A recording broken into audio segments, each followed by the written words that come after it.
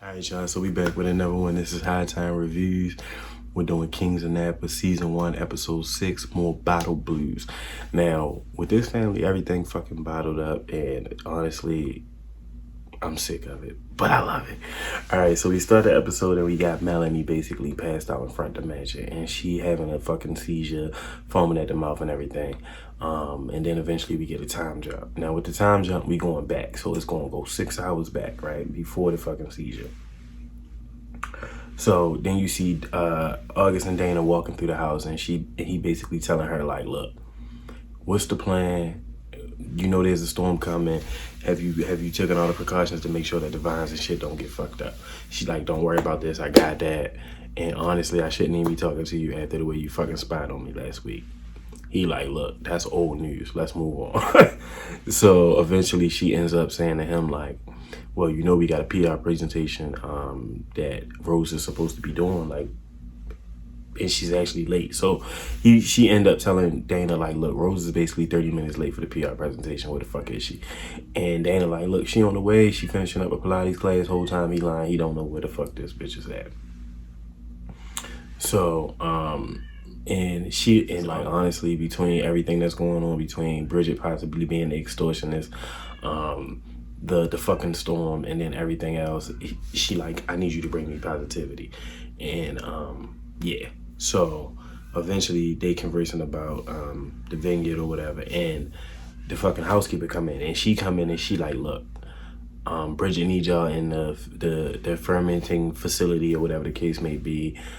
It's an emergency." And Dana and August look at each other and they like, "Look, first and foremost, it's Saturday, which is Bridget's day off, and they don't even know what the fuck she wants." So that's another thing. So they thinking like, okay, so she's probably here to fucking execute her plan. So let's hurry up and run down on her. So they get there and Bridget is getting lit. Like I'm talking about, she's getting furred. She's basically fucking sitting there drinking a $1,500 wine that they happen to manufacture out of one of like Vanessa's like antique wine glasses. So she like, "Look, I brought y'all here to tell y'all something, but I think I need to wait till my mother get here." So they like, "Look, can you come on?" They like basically spit it out. They like, "Tell us why we here. Tell us what type of fucking confession you feel like you have, this, that, and the third." And she like, "No, I want to wait for my mother." So Dana leaves to go try to figure out an ETA on Melanie. So while Dana's gone, Bridget and August end up having a conversation about the wine glass, talking about how back in the day when they used to use the wine glasses when they was kids, Vanessa used to fucking get pissed off with them, basically run down on them, threaten to whip their ass, but then she would never whoop their ass. So they was basically saying like, she all bark, no bite. And she wouldn't do a damn thing but walk her bougie behind away, cursing as she goes. All bark and no bite. So they end up laughing about that. Honestly, I'm like, damn, August, you really forget your mission every time you see her. Like, is you gonna ever ask her about being an extortionist, or is you ever gonna ask any questions, period? Like, every time you see her, you just go to straight sister mode. Like, I understand that's your sister, but y'all still trying to figure out what the fuck is going on. She need to be a little bit more vigilant, like Dana. Eventually, Dana and Melanie end up showing up, and when they come in, Bridget goes straight for the jugular. She like, "Look, why the fuck, how many of y'all knew that our grandmother wasn't in Paris, but she was in a fucking living facility?" Ain't none of them know. They like, "Girl, you lying. Our grandmother is in Paris. You being a drunk, do." And Melanie's sitting there looking dumb, and she like, "So you just gonna make me out to be a liar?" So she like, "Melanie, fucking say something." Like, so Melanie still ain't say nothing, and she like, "Yeah, basically you fucking killed my grandfather, and by you killing my grandfather, it drove my motherfucking grandmother crazy, and now she in a fucking living facility." So Melanie like, "Where did you hear that? Who told you that?" So when she say that, I did. Let's see you talk your way to this one, Melanie. fucking Vanessa roll up, and Vanessa like, "Well, she heard it from me." And of course they waiting on the storm to happen. So the storm hit, boom, knocks the power out. So Vanessa and Melanie end up getting into a fucking argument about how they were supposed to keep the whole shit a secret. They wasn't supposed to tell nobody where the grandmother was or why she was there. Having that argument, Dana is like pulling out food like for the from the press tasting, and they trying to eat the food, and Vanessa like, look, y'all can't eat this shit. She like, look, first and foremost, we fucking stranded in this room. I'm not about to get out. The doors is fucking locked. Yes, we're gonna eat this fucking food. Like, oh, and plus they all get up talking about all this shit that they putting on top of the fucking food. So Melanie is pressing the issue. She want to talk to Vanessa about the shit with the mother and the father. She like, look, I don't know what your aunt told you, but it's been a long time, and your aunt wasn't even there when the shit went down. So she basically ends up telling her the real story. She like, mommy had got a little enraged. She went to go hit me. Daddy jumped in front of me. Mommy ended up pushing him. He hit his head on the coffee table, caused the aneurysm, and he died. And the whole issue with the story is that the mother didn't want to confess to the fact that she ended up pushing the father and causing the whole shit. So she constructed a whole story that made Melanie out to be the bad guy. So the story had been told so many times that Melanie was believing this shit too. So Melanie, like, considering you wasn't there, this is actually what happened. You need to come the fuck on and hear me out. So Melanie ass almost fucking passed out trying to tell the fucking story, and Vanessa just looking at her like she fucking crazy, and she don't believe her. But again, she wasn't there, so she has to fucking listen to her. So she tells the story to everybody, and everybody's sitting there looking and listening, and Melanie like, look, bitch, you've hated me ever since because of the story that our mother told us. She like, when has our father ever raised his hand at us, let alone his voice? So she makes sense. She like makes sense of it. So eventually Vanessa accepts the apology on behalf of the killing the father shit, but she like, bitch, whole time you still fuck my husband. So she like, you chased him. And Melanie like, nah, I ain't chase shit. So Melanie basically started disrespecting. And Melanie like, look, he asked for it. And he asked for it in the nicest way possible. He begged for it damn near. So they basically about to jump on each other. And I'm like, shit. I'm like, Melanie probably sick of fucking apologizing. Like, if all Vanessa gonna do is crucify her about the husband shit, they never gonna move on. Like, come on. Like, it's getting crazy. Like, clearly you wasn't no saint. So Vanessa, at some point, Melanie like, look, I ain't taking no more Vanessa shit. Let me tell y'all how the fuck she basically ran out on y'all. I said, oh no, now she ran out on the kids. So the kids looking at her like, is it true? And she like, I ain't technically run out on y'all. She like, me and your father had an agreement so I could go follow my dreams. This, that, and the third. Whole time, what's her name? Having all types of hot flashes. Melanie. All up and through the episode. So August still tracking the temperature on the fucking fermentation.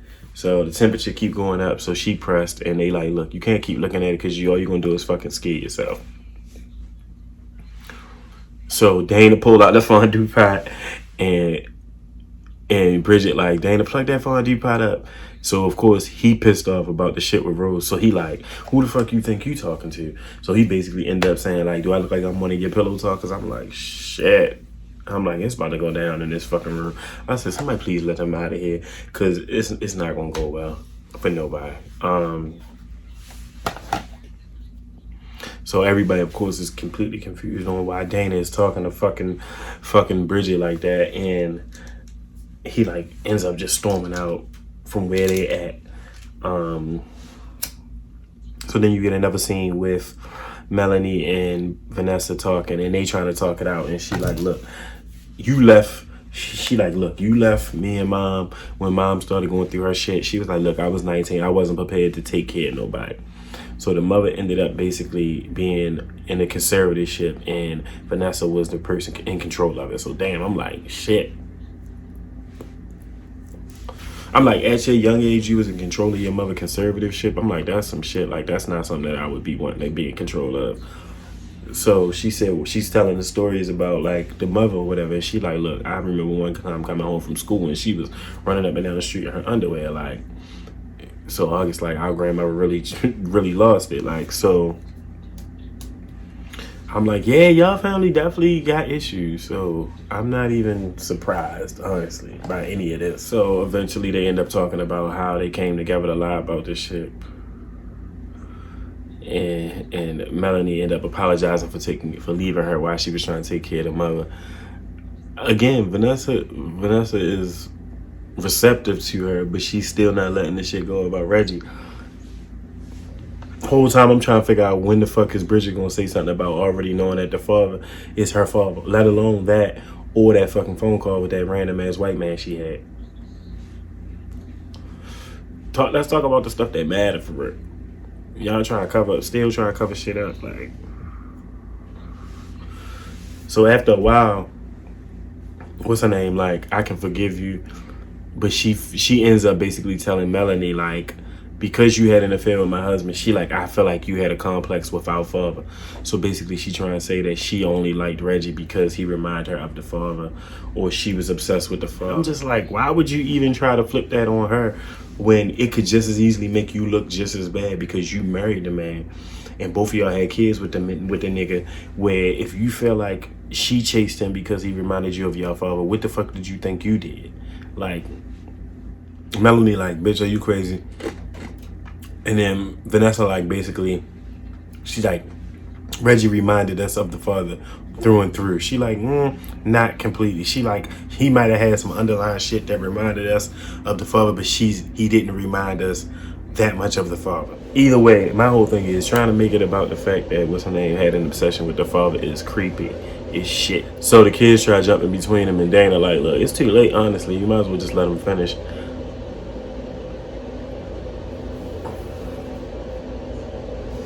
So she ended up, of course, like, mind you, with the whole shit with Vanessa running off, Vanessa like she ran out to follow her dreams, and Melanie like, look, you didn't tell your kids that you ran off on them, and I had to slide in and play mommy. So I'm like, damn, so do they even remember? Do they even remember that their mother wasn't around? Like, that to me is crazy. And then she like, when Christian was born, that was the icing on the cake after shit happened when she came back home. But it's like, Melanie, that just because that happened don't mean that you was supposed to fucking start sleeping with your sister husband.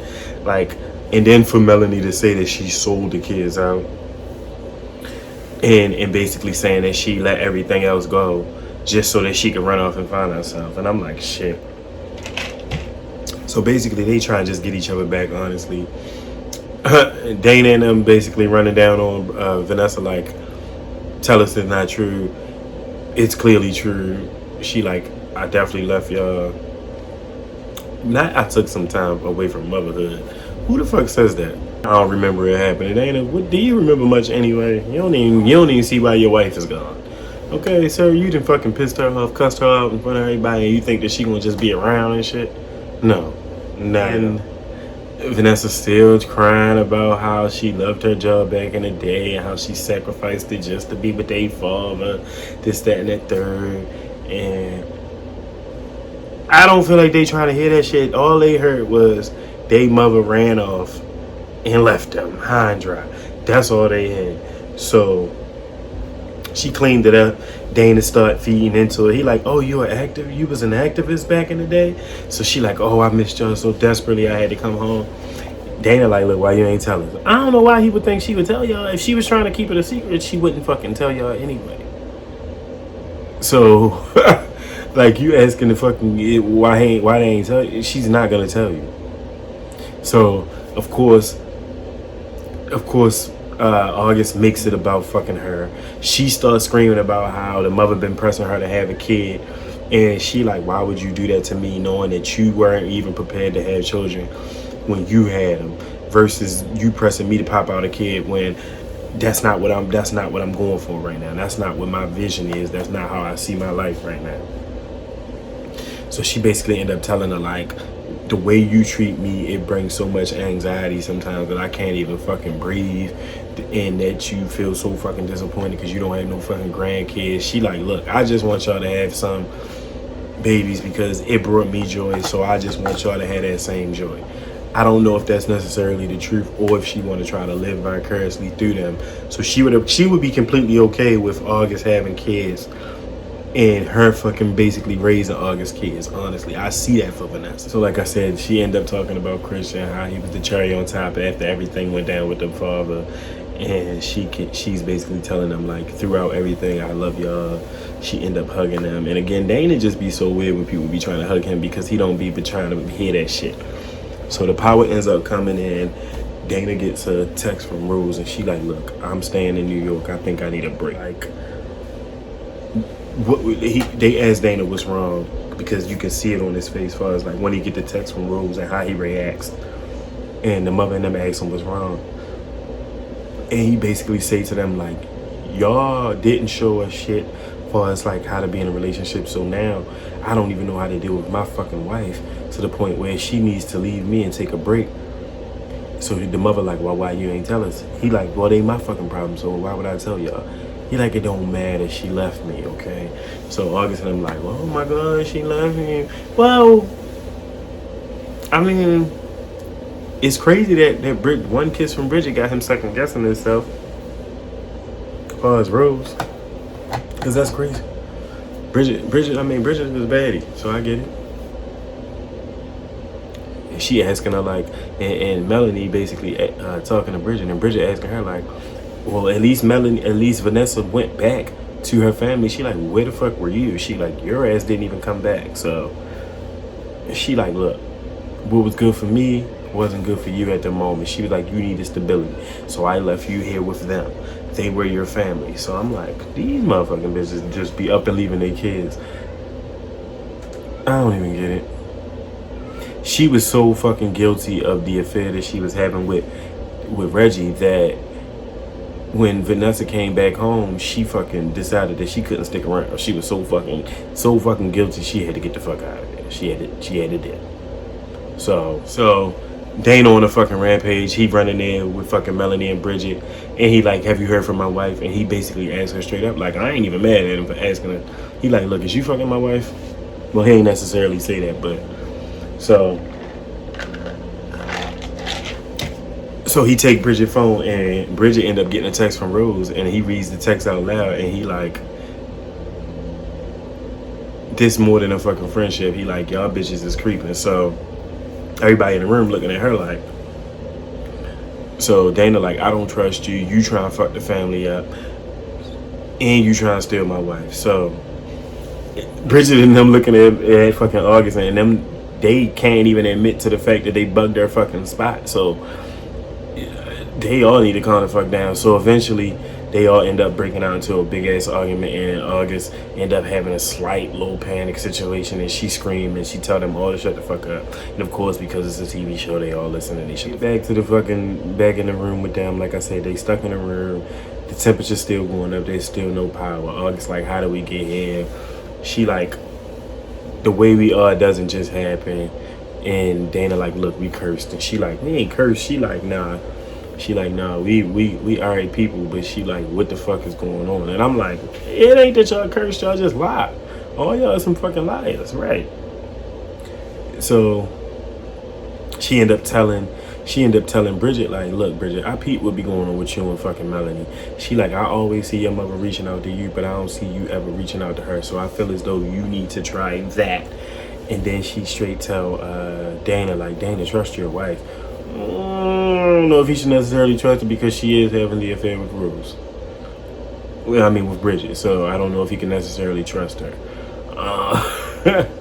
She gonna say, baby, she need a little space right now, but she's been your ride or die. Yeah, she was, until she was up in that kitchen kissing on your cousin.